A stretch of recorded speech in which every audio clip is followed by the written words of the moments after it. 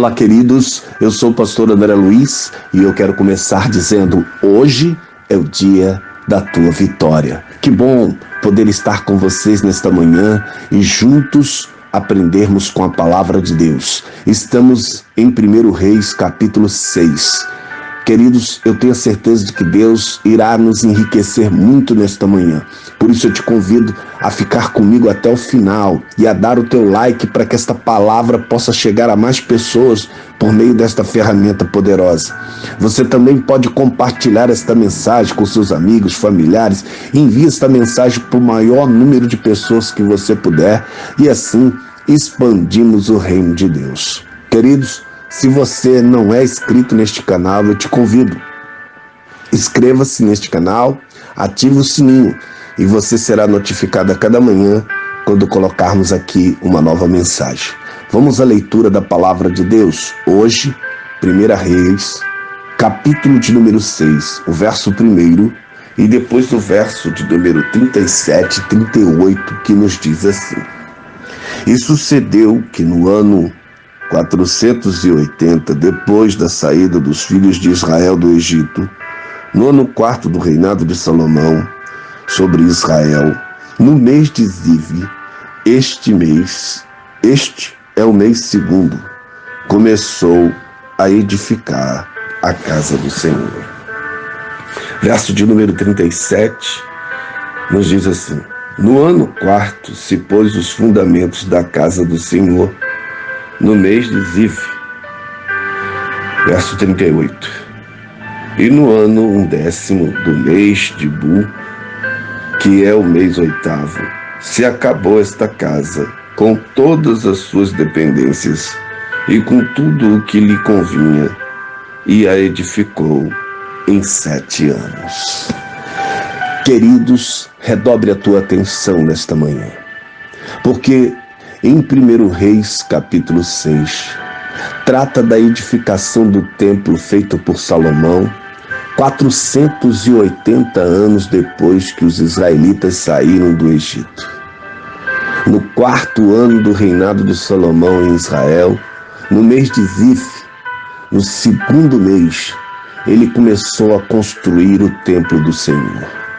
Portanto, a maneira mais simples de descrever o templo que Salomão edificou é como um edifício retangular de pedras com um alpendre ou um pátio coberto, varanda coberta, né? Trocando essa palavra, adicionado à frente, e de 3 andares de depósitos adicionais às laterais e às traseiras.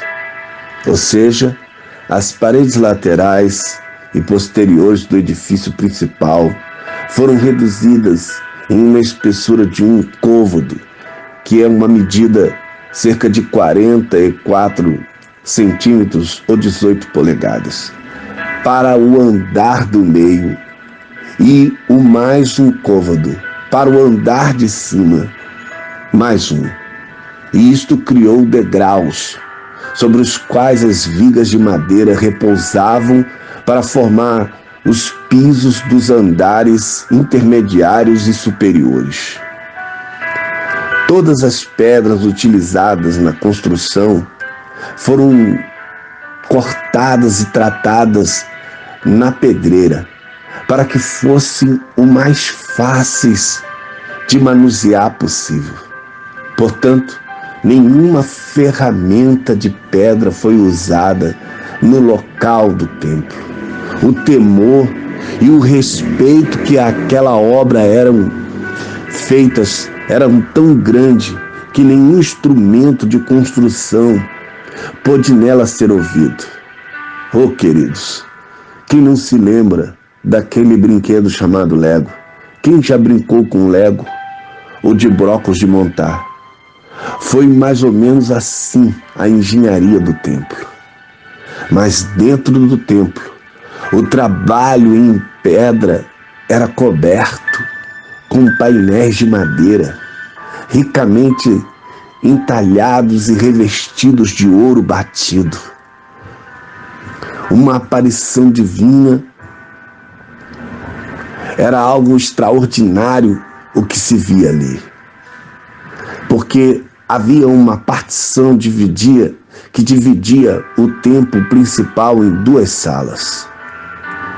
Então, a sala maior da frente era chamada de nave ou santo lugar, enquanto que a sala dos fundos menor era chamada de santuário interno ou santíssimo lugar.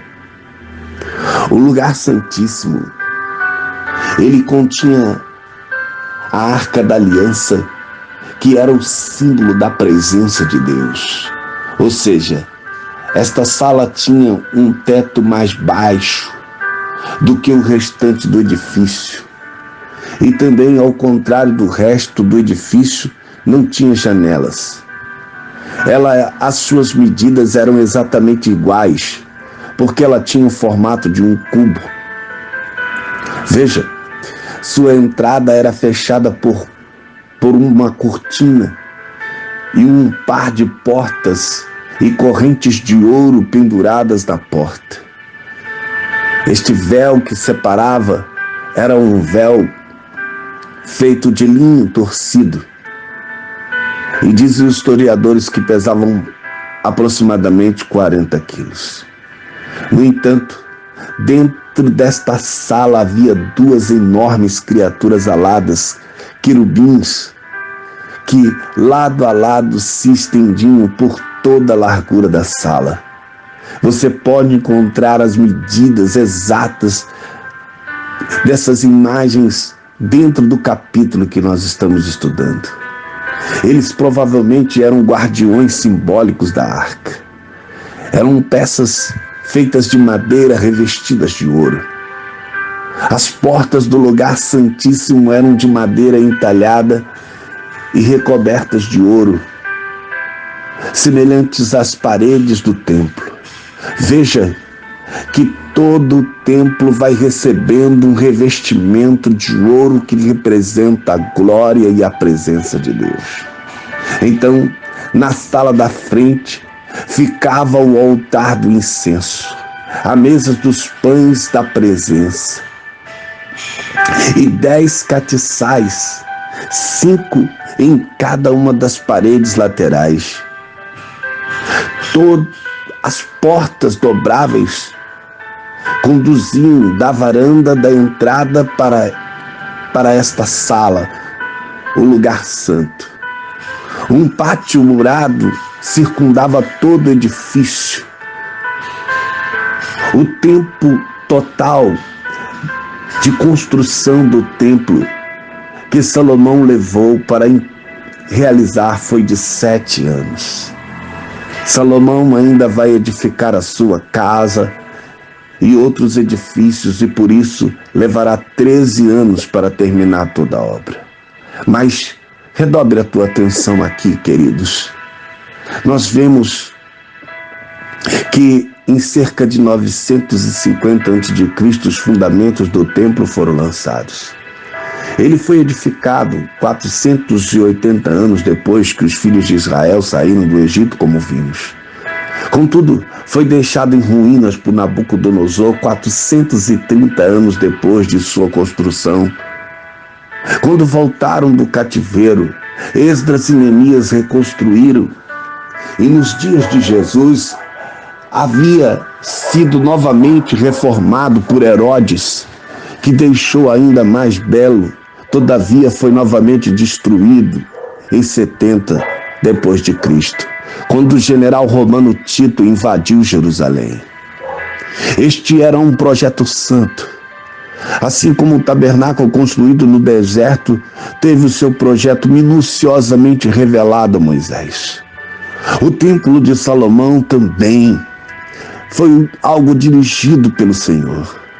Antes de partir, o rei Davi deixou a planta do projeto, o qual o tipo de material que deveria ser utilizado em cada um dos componentes do templo, os turnos de levitas, as roupas a serem utilizadas, os detalhes, as maçanetas, a madeira, enfim, tudo estava detalhado sobre como tudo deveria ser feito.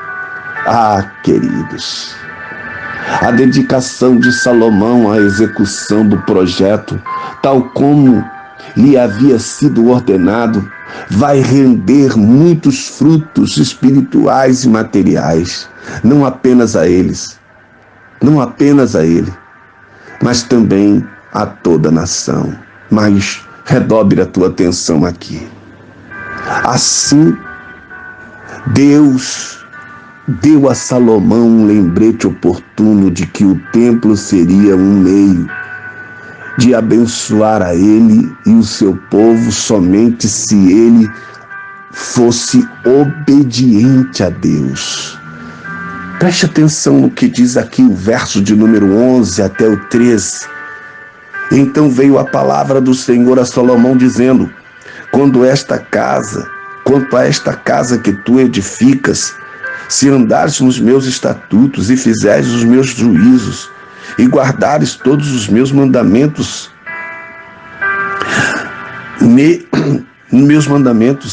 andando neles, confirmarei para contigo a minha palavra, a qual falei a Davi teu pai, e habitarei no meio dos filhos de Israel, e não desampararei o meu povo de Israel. Queridos, de tudo que foi dito, o que mais deveria ficar evidente era o sentido do templo, de adorar ao Senhor em espírito e em verdade. De nada valeria objetos de ouro, uma igreja suntuosa, rituais e sacrifícios, se o mais importante não fosse observado. E o mais importante, nós lemos nos versos 11 ao 13.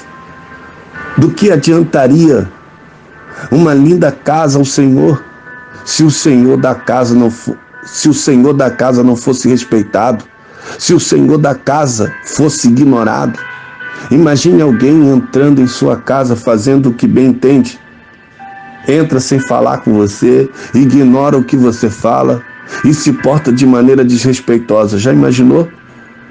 Pois tem sido o que muitos têm feito ao pisar na casa do Senhor. Queridos, a demonstração do Senhor, a exortação do Senhor a Salomão continua em vigor.